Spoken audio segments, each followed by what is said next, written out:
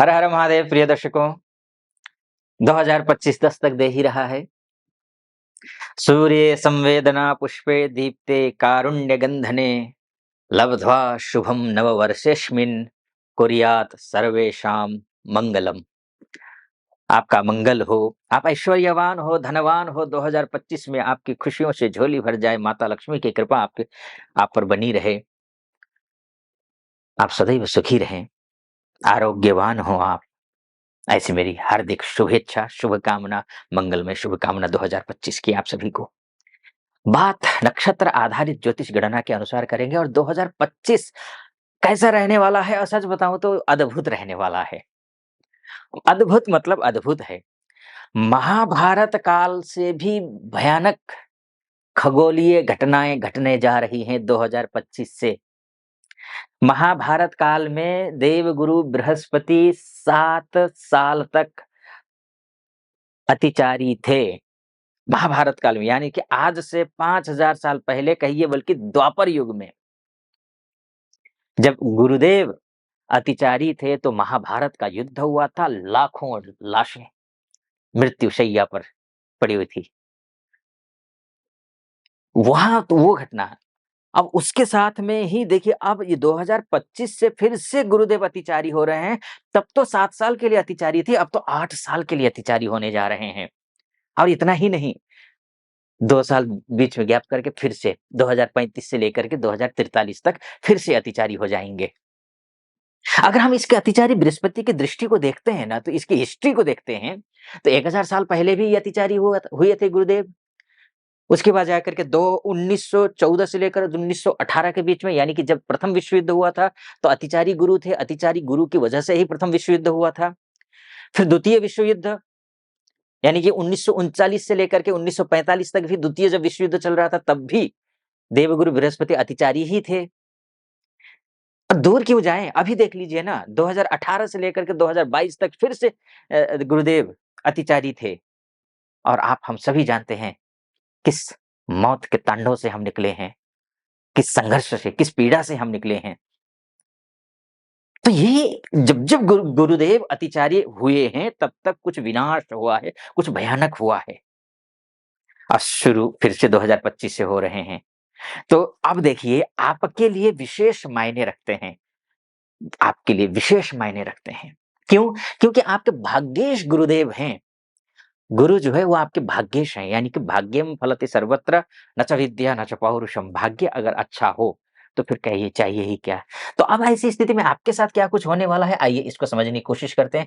सबसे पहले तो जो देवगुरु बृहस्पति है, ये 14 मई को, उससे पहले देखिए, पहले आप सोचेंगे कि जो है 4 महीने 5 महीने का तो आपने बताया ही नहीं।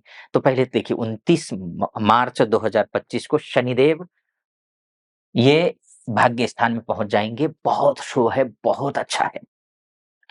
भाग्यस्थ शनि, शनि की विशेषता होती है, जिस भाव में बैठते बैठते हैं उस भाव की वृद्धि करते हैं, और इनकी दृष्टि होगी यहाँ पर।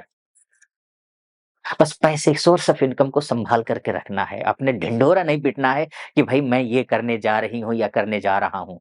ढिंढोरा पीट गए तो समझ लीजिए बनते हुए काम को भी बिगाड़ दिया आपने। ढिंढोरा नहीं पीटना है, आपके काम बोलेगा, सफलता आपकी बोलेगी।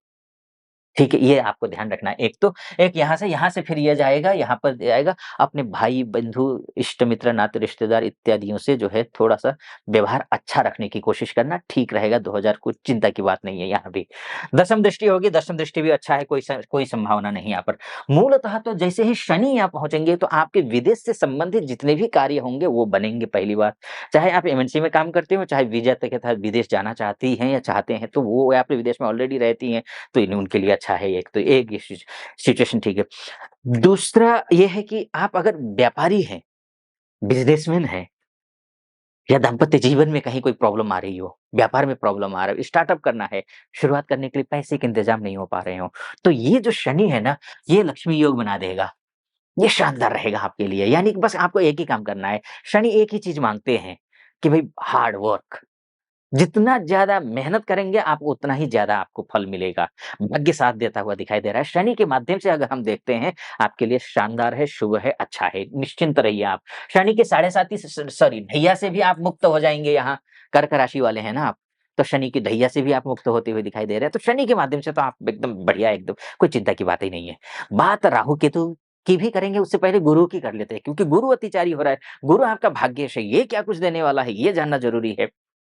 आगे बढ़ूँ, अगर आपको मेरा वीडियो ऑथेंटिक लग रहा हो, तो चैनल को सब्सक्राइब कर दीजिएगा, वीडियो को लाइक और कमेंट बॉक्स में जाकर के, जैसे कहा मैंने कि महादेव का भक्त हूँ, कृपा आप पर भी बनी रहे, ऐसी मेरी कामना।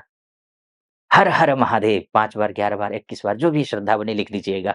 चलिए फिर से विषय पर आता हूँ। तो मैंने कहा था नक्षत्र आधारित ज्योतिष गणना करूँगा मैं। तो देखिए शनि की ही बात कर लेता हूँ पहले नक्षत्र के आधार पर। पूरे वर्ष में 2 नक्षत्र का गोचर करेंगे। 28 अप्रैल से पहले पूर्वा भाद्रपदा नक्षत्र में रहेंगे। पूर्वा भाद्रपदा जो नक्षत्र है, ये पूर्वा भाद्रपदा, माफ़ कीजिए। तो ये पूर्वा भाद्रपदा जो नक्षत्र है, ये गुरु का नक्षत्र है, और गुरु के नक्षत्र, गुरु की राशि में ही जाकर के बैठेंगे। यानी कि राशि में भी जाकर बैठेंगे गुरु के, और उसके बाद गुरु के नक्षत्र में जाकर के भी बैठेंगे। यानी कि गुरु के साथ में रिश्ते अच्छे बनाएँगे ये। भाग्य स्थान में जाकर के ये अच्छा करते हुए दिखाई दे रहे हैं, निश्चिंत रहें आप। ठीक, ये अप्रैल से 28 अप्रैल से पहले। 28 अप्रैल के बाद ये उत्तरा भाद्रपदा नक्षत्र में जाएँगे। उत्तरा भाद्रपदा नक्षत्र मतलब क्या हुआ? ये शनि का अपना ही नक्षत्र है, तो अपने नक्षत्र को क्यों वो कुछ बिगाड़ेंगे? जब सैया भये कोतवाल तो फिर डर काहे का?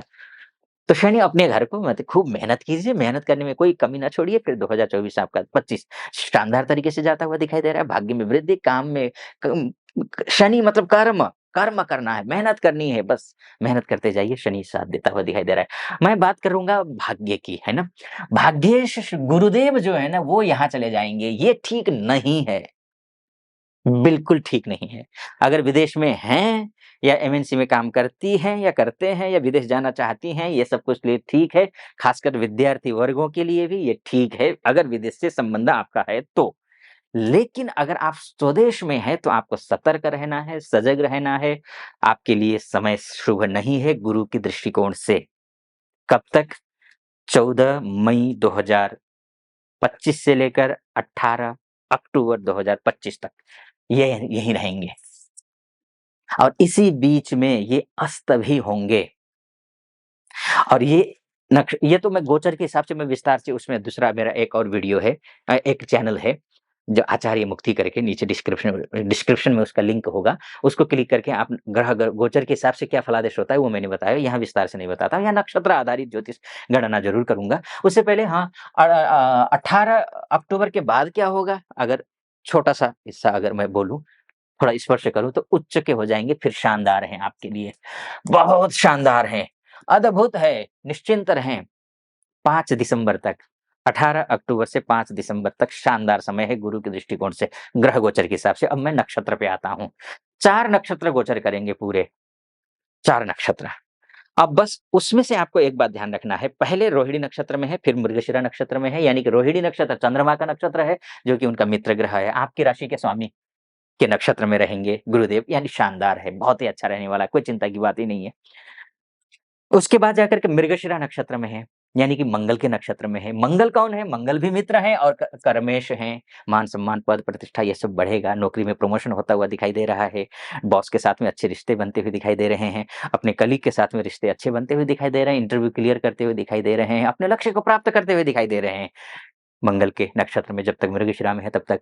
लेकिन 14 जून से लेकर के 13 अक्टूबर तक का जो समय है वो शुभ नहीं है। नक्षत्र आधारित ज्योतिष गणना के अनुसार ध्यान रखिएगा, ये शुभ नहीं है। ग्रह गोचर के हिसाब से भी वो टाइम थोड़ा-सा शुभ नहीं था। अब ये ग्रह नक्षत्र के हिसाब से भी वो टाइम उतना ज़्यादा शुभ नहीं है। तो आपको ध्यान रखना है। आर्द्रा नक्षत्र में रहेंगे देवगुरु बृहस्पति, जो कि राहु का नक्षत्र है, जो ठीक नहीं होता है, राहु के नक्षत्र में बृहस्पति जाकर बैठते हैं तो। तो अब ऐसी स्थिति में क्या होगा? तो वो समय आपको सावधानी बरतनी है। अस्त भी रहेंगे उस दौरान बृहस्पति, तो सावधानी बरतनी है। विष्णु जी की पूजा करनी है, पूजा पाठ करना है, ओम नमो भगवते वासुदेवाय इस मंत्र का जप करना है, केसर का टीका लगाना है। जितना धार्मिक कार्य कर सकते हैं, जितना अच्छा कार्य कर सकते हैं करिए। बड़े बुजुर्गों का सम्मान कीजिए, माता-पिता का सम्मान कीजिए, पढ़े-लिखे विद्वान व्यक्तियों का सम्मान कीजिए, है ना? अशुभ लोगों के साथ साथ उठिए-बैठिए मत। अशुभ अर्थात जो नेगेटिव प्रवृत्ति के होते हैं, उनके साथ उठना-बैठना मत करिए। इतना अगर कर लेते हैं तो ये ठीक रहेगा। लेकिन 13 अक्टूबर के बाद जैसे पुनर्वसु नक्षत्र में जाएँगे फिर तो बल्ले-बल्ले हैं क्योंकि वो गुरु का ही नक्षत्र है, तो शानदार रहने वाला है। ख़ैर ये मोटा-मोटी तौर पर मैंने आपको बताने की कोशिश की है, यही होगा 100% इसकी कोई गारंटी नहीं है, क्योंकि आपकी स्वयं की कुंडली ही डीएनए है आपका। कौन-सी दशा चल रही, कौन-सा ग्रह कितने डिग्री में है, क्या फल दे रहा है, कितना क्या है, कौन से देख रहा है, त्रिकस्थ है, पापस्थ है, कहाँ है, क्या है, ये पूरा डिटेल में डीप में जाकर के देखना पड़ता है, फाइनल नतीजे के लिए तो। ये तो मैंने आपको बताने की कोशिश की कि ये ग्रह इस नक्षत्र में जाकर के ये फल देता है। आपको कुंडली के बारे में जानना है, अपने बारे में कि 2025 कैसा रहने वाला है, 26 कैसा रहने वाला है, आने वाला 8-10 साल कैसे रहने वाले हैं।